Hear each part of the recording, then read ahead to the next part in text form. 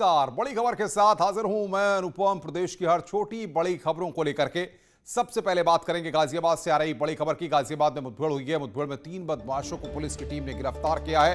एक आरोपी पर 10,000 रुपए का इनाम था। मुठभेड़ में एक पुलिसकर्मी भी घायल हुआ है। चेकिंग के दौरान बदमाशों ने वहां पर फायरिंग की है। कविनगर थाना के अवंतिका इलाके में यहां पर यह मुठभेड़ हुई है। बड़ी खबर इस वक्त की गाजियाबाद से। चेकिंग के दौरान बदमाशों ने फायरिंग की। मुठभेड़ में 3 बदमाश गिरफ्तार किए गए हैं। एक आरोपी पर 10,000 का इनाम था। मुठभेड़ में एक पुलिसकर्मी भी घायल हुआ है। चेकिंग के दौरान बदमाशों ने वहां पर फायरिंग की। कविनगर थाना के अवंतिका इलाके में यह मुठभेड़ हुई है। 3 बदमाशों को गिरफ्तार किया गया है।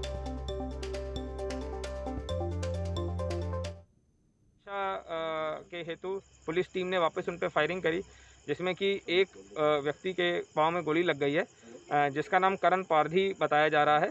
इसके साथ ही 2 लोग और गिरफ्तार हुए हैं, जिनका नाम कैलाश एवं रांझा पारधी है, जो कि गुना के रहने वाले हैं। जब वहां की पुलिस से पूछताछ करी गई तो इनका विस्तृत आपराधिक इतिहास बताया जा रहा है एवं इनमें से करण 10,000 का इनामिया था। इनके पास से 2 गुलेल, 2 तमंचे, 4 जिंदा कारतूस एवं 10,300 रुपये बरामद हुए हैं। और बातचीत करने के लिए गाजियाबाद से हमारे संवाददाता अमित राणा हमारे साथ फोन लाइन पर जुड़ रहे हैं। अमित, क्या जानकारी आपको मिल पा रही है? जी, अंततः आपको बताना चाहूंगा, अंतर्राज्यीय गिरोह के बदमाश है जिनको कि तीनों को पकड़ा गया है। पारधी गैंग ये बताया जा रहा है और ये गैंग मध्य प्रदेश, राजस्थान, उत्तर प्रदेश, इनके अलावा कई इलाकों में चोरी की वारदात को अंजाम देता है। करण, रांझा और कैलाश, ये 3 लोगों को बदमाशों को पुलिस द्वारा गिरफ्तार किया गया है, जिसमें कि करण पर मध्य प्रदेश पुलिस ने 10,000 का इनाम भी घोषित किया हुआ था। कल रात भी एक बड़ी चोरी की वारदात को अंजाम देने के लिए लोग इलाके में थे, तभी पुलिस को उसकी सूचना मिली। पुलिस ने बैरिकेडिंग की और जैसे ही इनको ललकारा, इन्होंने तुरंत पुलिस पार्टी पर फायरिंग की। जवाबी कार्रवाई करते हुए पुलिस ने भी इन पर फायरिंग की, जिसमें बदमाश करण को गोली लगी और साथ ही एक सिपाही जिसका नाम मंजीत बताया जा रहा है, मंजीत को भी गोली लगी। दोनों को अस्पताल में इलाज के लिए भर्ती कराया गया है। वहीं साथ ही इनसे चोरी करने के औजार भी बरामद किए गए और अवैध असला भी बरामद किया गया है। बहुत बहुत शुक्रिया अमित, आपका हमारे साथ जुड़ने के लिए और तमाम अपडेट्स देने के लिए। आगे बढ़ते हैं इटावा से खबर, जहां पर पुलिस और बदमाशों के बीच में मुठभेड़ हुई है। एक दिल्त इलाके में एनकाउंटर हुआ है, जिसमें एक बदमाश को गोली लगने से वो गंभीर रूप से घायल हो गया, जबकि बदमाश के 2 साथी मौके से फरार हो गए हैं। मुठभेड़ में घायल बदमाश के पास से पुलिस ने तमंचा, कई कारतूस और करीब 2 लाख रुपए बरामद किए हैं। फिलहाल पुलिस फरार बदमाशों की तलाश में जुटी हुई है।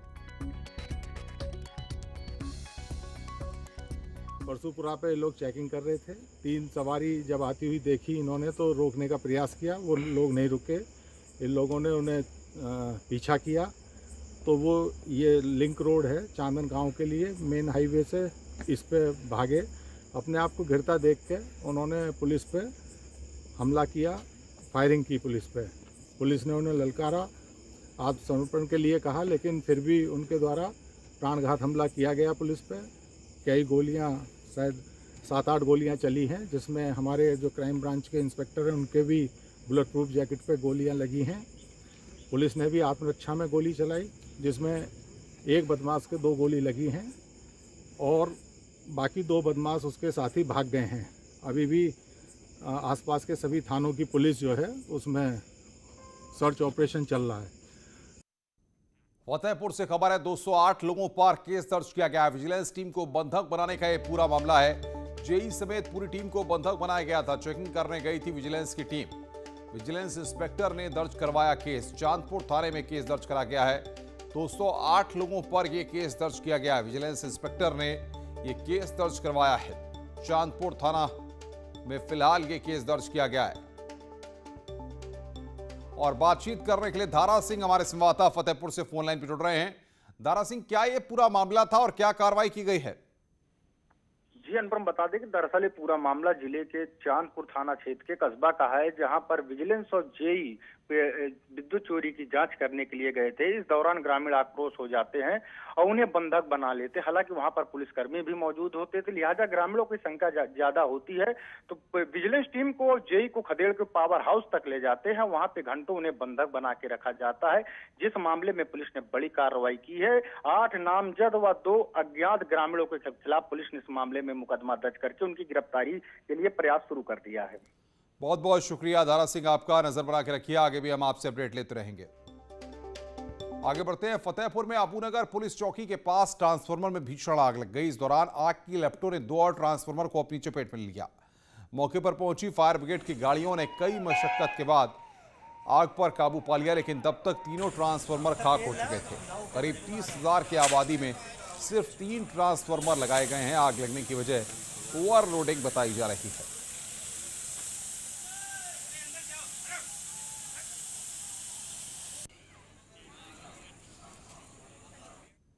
जैसे ही हमको सूचना मिली है, तो आप जानते ही हैं कि फायर ब्रिगेड की गाड़ी तुरंत आती है। तो जो सूचना मिली है, जैसे यहाँ जो सीन होगा, सीन ऑफ फायर इंसिडेंट होगा, उस समय बहुत बड़ी आग दिखाई दे रही होगी। तो पॉइंट 4 ओवर किए गए हैं। वो जैसे मुझे सूचना मिली है तो गाड़ी तुरंत भेजी गई है और मैं भी मौके पर आ गया।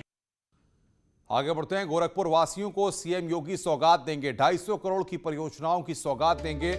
तरकुलनी रेगुलेटर का सीएम योगी लोकार्पण करेंगे। लाखों लोगों को बाढ़ से राहत मिलेगी। 30,000 हेक्टेयर जमीन पर अब खेती हो सकेगी। कई विकास योजनाओं का लोकार्पण मुख्यमंत्री के द्वारा और शिलान्यास मुख्यमंत्री के द्वारा किया जाएगा। तो गोरखपुर को सीएम की सौगात है।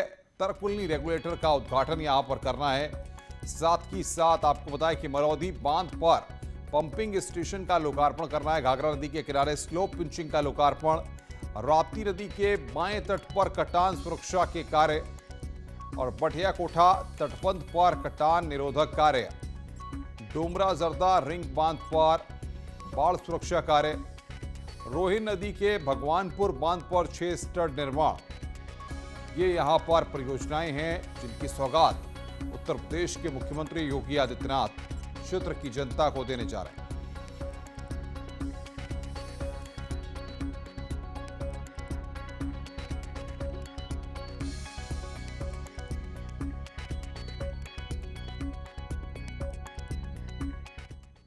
आगे बढ़ते हैं। लगातार कोरोना के कम होते मामलों के बीच में योगी सरकार ने लोगों को अब और राहत देने का ऐलान किया है। आज से सिनेमा हॉल, मल्टीप्लेक्स और साथ में जिम और स्टेडियम भी खुल गए हैं, लेकिन इन सभी जगहों में कोविड प्रोटोकॉल का सख्ती से पालन करना होगा। दरअसल सिनेमा हॉल और जिम मालिक कई दिनों से सरकार से गुजारिश कर रहे थे कि अब हालात सामान्य हो रहे हैं, इसलिए उन्हें कोविड नियमों के साथ सिनेमा हॉल और मल्टीप्लेक्स खोलने की इजाजत दी जाए।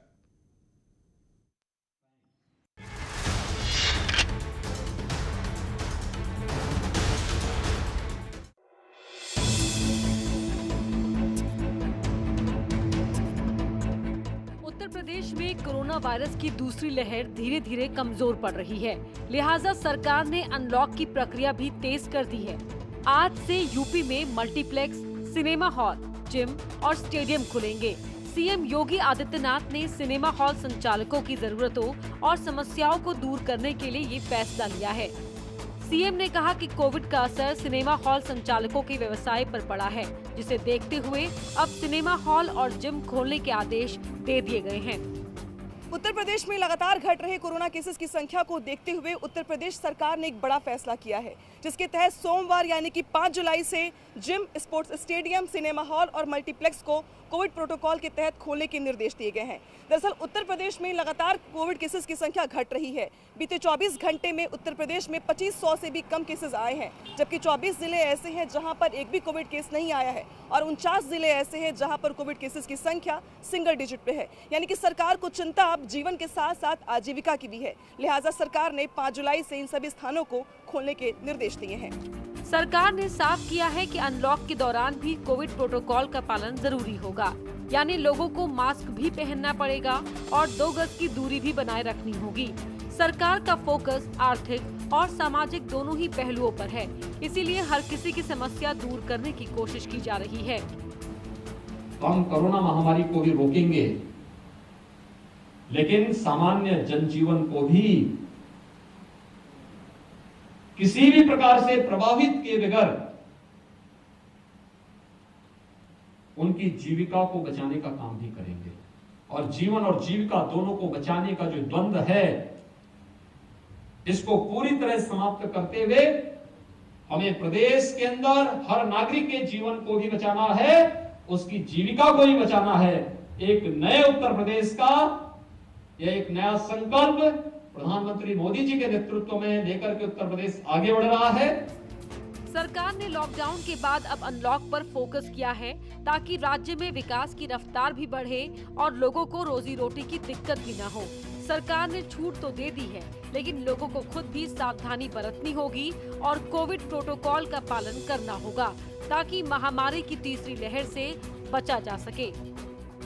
Bureau report, news 18। तो खुल तो सारी चीजें गई हैं, लेकिन कोविड गाइडलाइंस का पालन अभी भी सबको करना है। हमारे साथ अलग अलग शहरों से हमारे संवाददाता ग्राउंड जीरो से लाइव जुड़ रहे हैं। लखनऊ से ऋषभ मणि त्रिपाठी, मेरठ से निखिल अग्रवाल, वाराणसी से रवि पांडे और नोएडा से अमित सिंह। सबसे पहले हम लोग करते हैं नोएडा का। नोएडा से अमित सिंह हमारे साथ है। नोएडा जाहिर तौर पर मॉल और इस कल्चर के लिए बहुत ट्रेंडी है। अमित, बताइए आज की तस्वीर क्या है और इस सब खुलने के बाद किस तरीके से व्यापारियों ने वहां पर तैयारी की है? देखिए अनुपम, आपको बता दूं, जो कोरोना काल के बाद जो महामारी लगी थी, उसके बाद जो पाबंदियां लगी थी महामारी की, उसके बाद अब गौतम बुद्ध नगर में भी शासन के आदेश अनुसार आज से मॉल और जिम खुलने शुरू हो जाएंगे। आज मैं एक जिम के अंदर खड़ा हूं, जो आप देख सकते हैं कि मेरे पीछे सुबह से ही आज जिम ये खोल दिया गया है। ये ग्रेटर नोएडा के अंदर जिम है और लगातार सुबह से ही यहाँ जिम करने वालों में काफ़ी उत्साह दिखाई दे रहा है। क्योंकि काफ़ी दिनों के बाद ये जिम खुला है, तो कुछ लोगों से बात करते हैं कि कैसे क्या अपेक्षा समझते हैं, मतलब इतने दिनों के बाद जिम खुला है तो कितनी राहत महसूस कर रहे हैं, कितने दिन के बाद खुला है तो क्या कहेंगे? एक्चुअली लाइफ इतनी स्टैग्नेंट हो गई थी लॉकडाउन में, वी वर रियली वेटिंग कि कब जिम ओपन होगा और हम लोग अपनी नॉर्मल लाइफ रिज्यूम कर पाएंगे। एक्चुअली हमें वर्कआउट करने की इतनी आदत है कि जब लॉकडाउन लग गया था 2-3 महीने का, तो हमारी बॉडी बिल्कुल स्ट्रगिश हो गई थी and mentally also we were going into the depression kind of thing कि कुछ करने का मोटिवेशन नहीं था, सुबह उठने का मोटिवेशन नहीं था। Now we got back our motivation, so I think life will be cooler now. देखिए अनुपम, जिम आज से खुल चुके हैं गौतम बुद्ध नगर में, लेकिन अभी स्विमिंग पूल और जो सिनेमा हॉल हैं उनको लेके एक बैठक होनी है जिलाधिकारी के साथ। जिलाधिकारी के बाद बैठक होने के बाद ही जो जिन्हें सिनेमा हॉल के जो मालिक हैं या मैनेजमेंट के लोग हैं या स्विमिंग पूल के से जुड़े लोग हैं, वो भी आज बैठक के बाद ऋषभ का हम रुख करेंगे। ऋषभ लखनऊ में, ऋषभ लखनऊ की क्या तस्वीर है और किस तरीके से वहां पर आज इन चीजों के खुलने के बाद गाइडलाइंस का भी पालन कराया जा रहा है?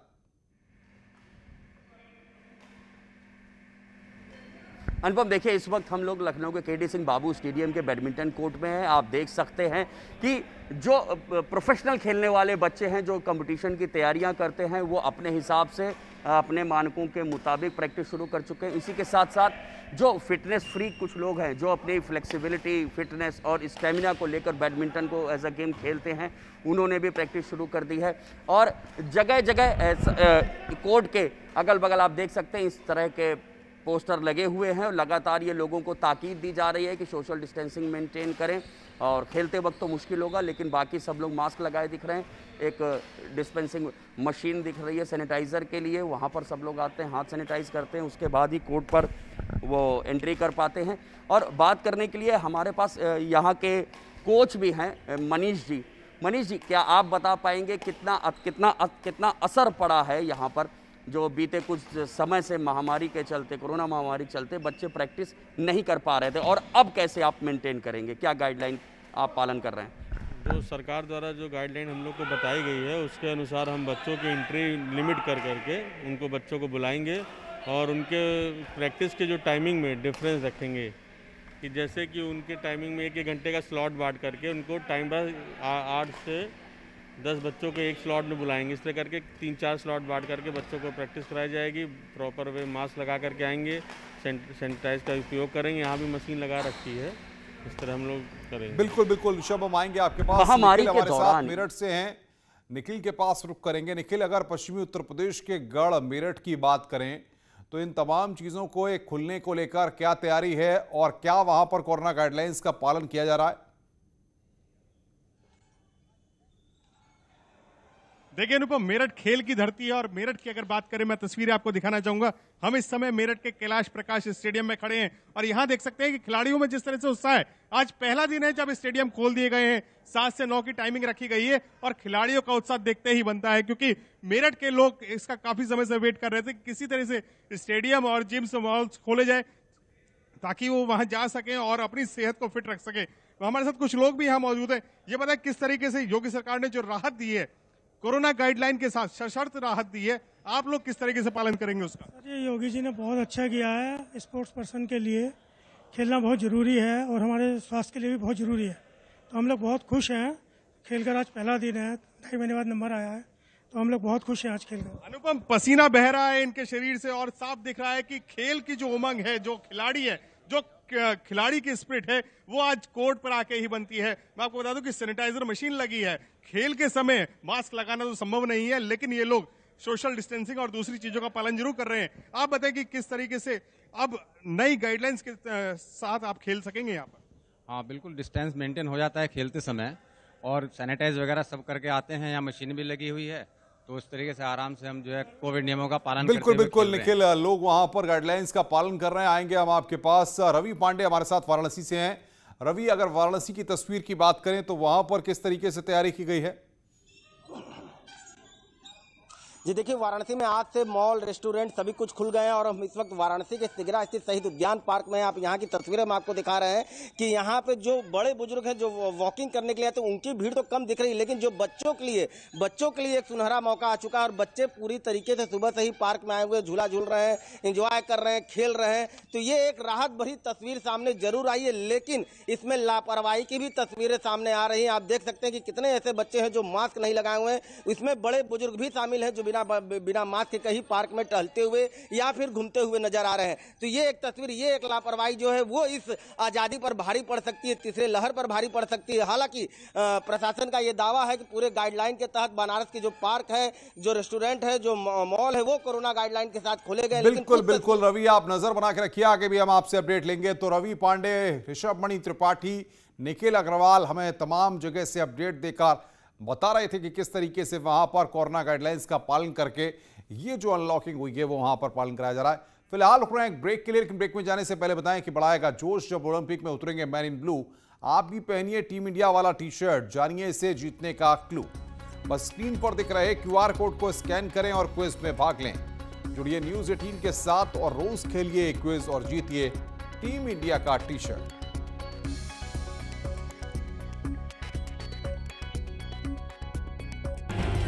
न्यूज हेडलाइंस के प्रायोजक पेट सफा आयुर्वेदिक चूर्ण, पेट सफा हर रोग दफा।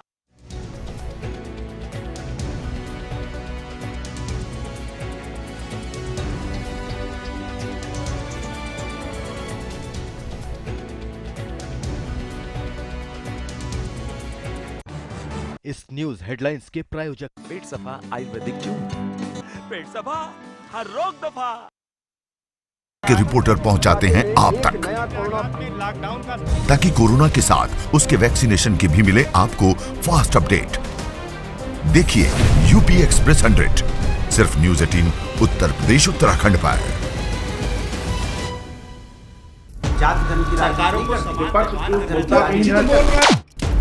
मुद्दा भटका दिया जाए तो शोर बन जाता है। ये बीजेपी की फर्जी वैक्सीन नहीं है ना, ये मान लिया आपने। मुद्दा सलीके से उठाया जाए तो सवाल बन जाता है। पहले टीके को लेकर के डाउट पैदा किया, कहा कि पीएम लगवाओ, अब वो लगवा रहे हैं तो फिर उस पर सवाल उठा रहे हो। ये कैसी राजनीति कर रहे हो? सबसे बड़े सवाल, सबसे बड़ी बहस, महाबहस देखिए सिर्फ न्यूज 18 उत्तर प्रदेश उत्तराखंड पर।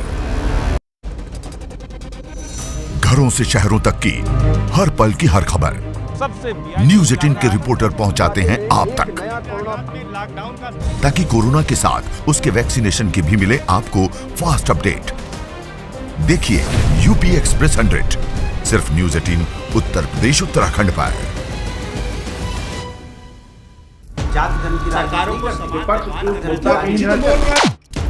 मुद्दा भटका दिया जाए तो शोर बन जाता है। ये बीजेपी की फर्जी वैक्सीन नहीं है ना, ये मान लिया आपने। मुद्दा सलीके से उठाया जाए तो सवाल बन जाता है।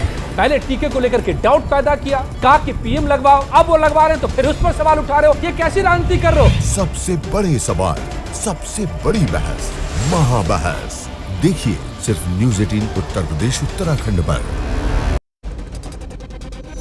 घरों से शहरों तक की हर पल की हर खबर न्यूज 18 के रिपोर्टर पहुंचाते हैं आप तक, ताकि कोरोना के साथ उसके वैक्सीनेशन की भी मिले आपको फास्ट अपडेट। देखिए यूपी एक्सप्रेस 100 सिर्फ न्यूज 18 उत्तर प्रदेश उत्तराखंड पर।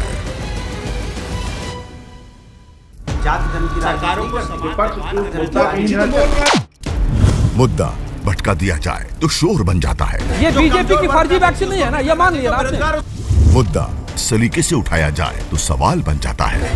पहले टीके को लेकर के डाउट पैदा किया, कहा कि पीएम लगवाओ, अब वो लगवा रहे हैं तो फिर उस पर सवाल उठा रहे हो, ये कैसी राजनीति कर रहे हो? सबसे बड़े सवाल, सबसे बड़ी बहस, महाबहस देखिए सिर्फ न्यूज 18 उत्तर प्रदेश उत्तराखंड पर। घरों से शहरों तक की हर पल की हर खबर न्यूज 18 के रिपोर्टर पहुंचाते हैं आप तक, ताकि कोरोना के साथ उसके वैक्सीनेशन की भी मिले आपको फास्ट अपडेट। देखिए यूपी एक्सप्रेस 100 सिर्फ न्यूज 18 उत्तर प्रदेश उत्तराखंड पर।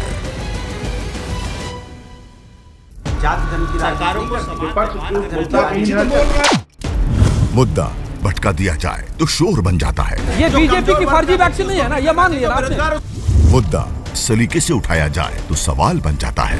पहले टीके को लेकर के डाउट पैदा किया, कहा कि पीएम लगवाओ, अब वो लगवा रहे हैं तो फिर उस पर सवाल उठा रहे हो, ये कैसी राजनीति कर रहे हो? सबसे बड़े सवाल, सबसे बड़ी बहस, महाबहस देखिए सिर्फ न्यूज।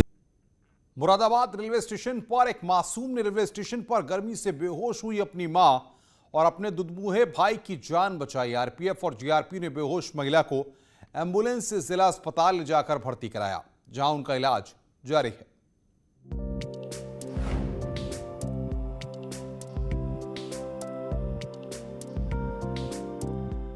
ये छोटी सी मासूम नासमझ अपनी ही धुन में मस्त जरूर दिख रही है, लेकिन इस बच्ची ने जो किया वो बड़े बड़े भी नहीं कर सकते।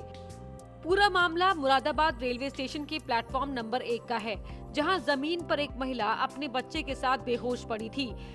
वहीं ये अबोध बच्ची जो बोल भी नहीं सकती, वो इशारों ही इशारों में कुछ कहना चाह रही थी, जिसे वहां तैनात आरपीएफ की महिला कर्मियों ने समझा और बच्ची के पीछे पीछे चलने लगे।